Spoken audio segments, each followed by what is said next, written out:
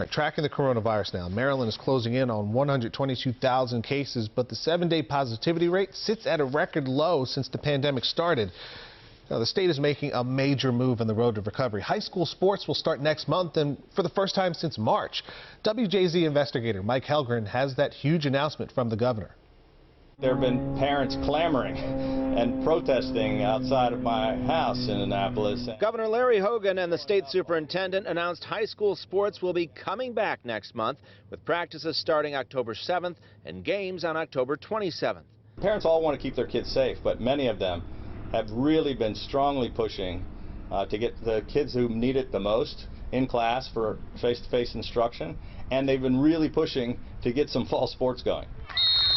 This reverses an earlier decision not to allow sports until spring. Local school systems are still in control, though, and if they choose, can wait to allow games. We have kids that are leaving our state to go to other states to play high school football. One of the parents who pushed for sports to return, former Governor Bob Ehrlich. I see 3/4 of the country playing. I see a couple thousand high school football games have already been played around the country.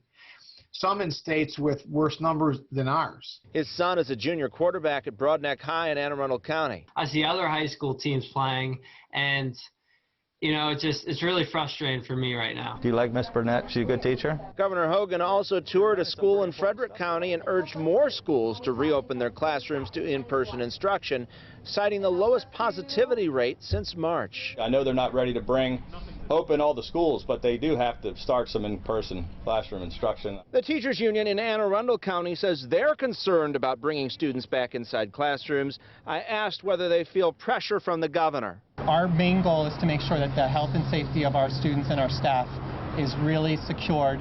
The teachers union also accuses the superintendent of failing to communicate with them. He tells us that is simply not true, and he has given teachers a seat at the table for reopening discussions.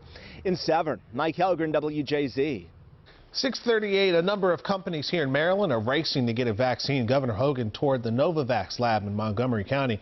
Novavax's vaccine candidate is already in its second phase, and it's one of the most promising in the world. And when a vaccine is approved, Governor Hogan says staff and residents at nursing homes, along with frontline health care workers, will get it first.